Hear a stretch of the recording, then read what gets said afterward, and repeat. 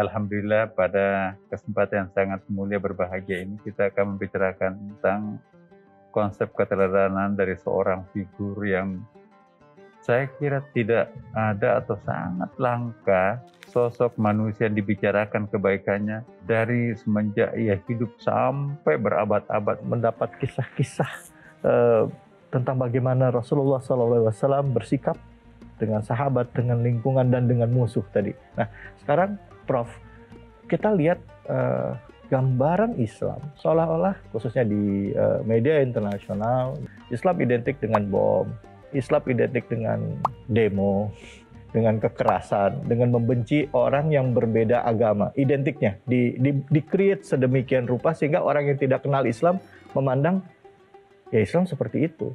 Silakan Prof, dilanjutkan Prof.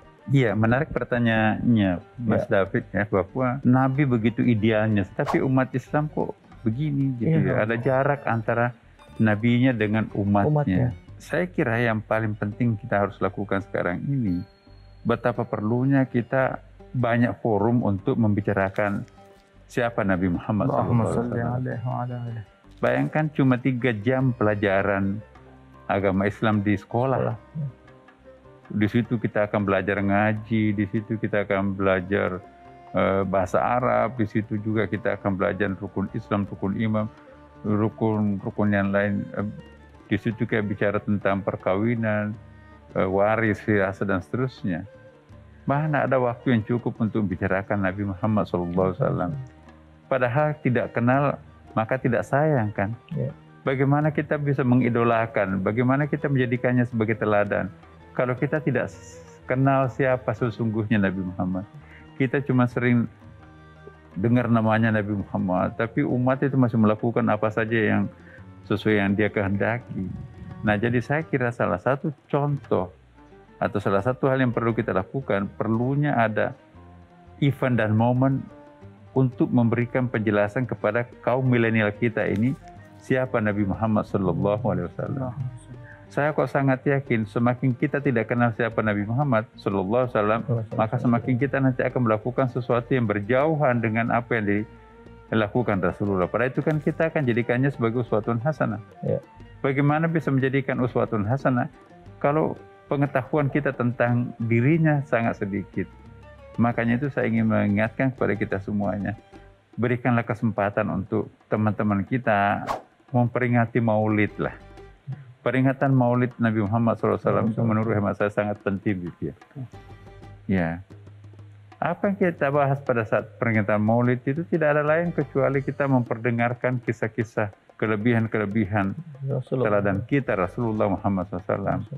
Ya, mohon maaf ya, tidak usah ada yang melarang lagi orang merayakan Maulid. Insya Allah niatnya luhur kok. Pemahaman Islam itu harus komprehensif itu. Islam itu bukan fikih saja ya. Islam itu juga harus mengenal sejarah nabinya. Islam itu juga ada tauhidnya. Islam itu juga ada akhlaknya. Islam juga ada tasawufnya. Islam itu juga ada sosiologinya. Jadi Islam itu tidak identik adalah hitam putih tadi, fikih. Allah Ta'ala pilihkan seorang figur. Allah Ta'ala pilihkan teladan bagi kita. Bukan kita yang memilih teladan ini. Allah yang pilih. Allah yang memilihkan teladan ini untuk umat Islam. Allah berfirman, laqad kana lakum fi Rasulillah uswatun hasanah. Pada pribadi Rasulullah teladan yang terbaik. Dan seandainya di sana ada teladan yang lebih baik dari Nabi Muhammad, pasti itu akan dipilihkan oleh Allah Ta'ala. Tetapi dijadikan teladan terbaik Nabi Muhammad. Bahkan lebih jelas lagi, Rasulullah mengatakan laukana Musa wa Isa hayyan lama yasa'uhuma ghairat tiba'i.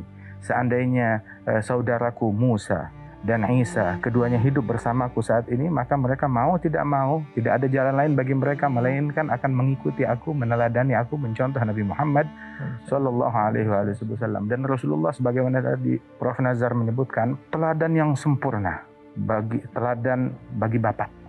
Bagaimana cara menjadi seorang ayah yang baik, bagaimana cara menjadi seorang suami yang baik. Bahkan juga teladan sempurna bagaimana menjadi seorang pemimpin yang baik. Bahkan bagaimana menjadi seorang panglima perang, penguasa, pemenang. sebagai pemenang, bagaimana sikap yang harus diambil, mencontoh Rasulullah. Dan sebagai orang yang tertindas, terzalimi, bagaimana sikapnya Nabi Muhammad SAW. Ketika kaya ada sikap, ketika susah, miskin ada sikap yang diambil oleh Rasulullah SAW. Waktu itu ada salah satu numuzaj yang unik dari Nabi Muhammad. Datang Adi bin Hatim. Adi bin Hatim belum masuk Islam dan dia termasuk dalam daftar pencarian orang yang dicari buronan karena kejahatan yang beliau lakukan. Maka dia berpikir, kakaknya dia yang perempuan berkata, kamu nggak punya jalan lain kecuali datang kepada Nabi Muhammad. Kamu nggak bisa kemana-mana lagi. Maka dia datang pasrah. Mau diapakan saya pasrah. Datang kepada Rasul SAW. Ketika datang kepada Nabi Muhammad ke dalam masjid, Nabi langsung berdiri menyambut dia. Ini buronan ini. Disambut oleh Nabi berdiri, Adi bin Hatim. Terus diperlakukan sebagai tamu khusus, diajak ke rumahnya. Diajak sama Rasulullah. Adi bin Hatim cerita, waktu saya diajak ke rumah Nabi Muhammad, mau masuk rumah ada seorang wanita menunggu. Wanita tua punya hajat. Maka dilayani hajat wanita tersebut sampai puas, sampai senang, sampai selesai keperluan dia. Dia pulang, baru Nabi ajak Adi bin Hatim masuk ke rumahnya. Rumahnya Nabi yang demikian sederhana, lantainya pun juga tanah. Cuma ada satu tempat duduk di lantai, permadani kecil, sejadah kecil buat Rasulullah duduk di situ. Begitu Adi bin Hatim diajak masuk situ, Nabi menyodorkan tempat duduk itu kepada Adi bin Hatim, kamu duduk di sini, dan Nabi langsung duduk di tanah. Adi bin Hatim belum masuk Islam, termasuk orang yang dicari.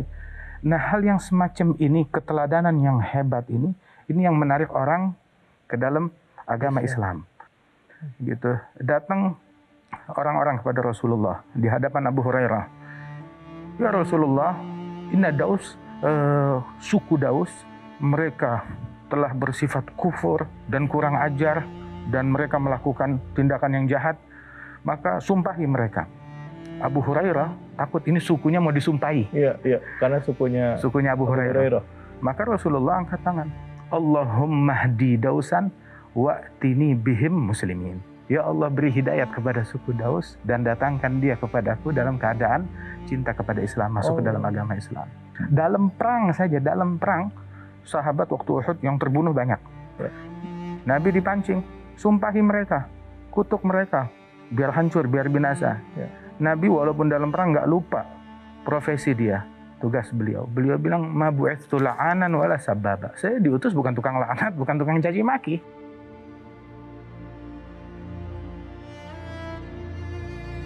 Ini keteladanan beliau, belum lagi keteladanan beliau ketika bersama sahabat-sahabat beliau. Dalam perjalanan ketika para sahabat melakukan perjalanan, Nabi selaku pemimpin. Waktu berkemah, bilang saya yang mendirikan kemah. Saya yang cari air, saya yang melakukan ini dan itu, saya yang masak. Nabi bilang, saya yang kumpulkan kayu bakar. Kata Rasulullah SAW. Saya yang kumpulkan kayu bakar. Padahal beliau seorang pemimpin. Orang pemimpin. Turun tangan langsung. Terus sudah gitu ada satu sahabat punya hadiah kepada Rasulullah SAW. Hadiahnya bukan mobil. Mau ngasih kepada Rasulullah sebatang siwak. Sunnahnya Nabi. Tahu Nabi suka siwak. Ada 2 batang siwak, satu lurus, satu bengkok. Dia berikan, ya Rasulullah pilih yang mana, saya cuma punya hadiah ini. Nabi ambil yang bengkok, yang nggak sempurna. Yang bengkok buat saya. Bilang, ya Rasulullah yang bagus buat kamu yang lurus, yang bengkok buat saya. Enggak, yang bagus untuk kamu, buat saya yang bengkok saja. Kata Nabi Muhammad SAW.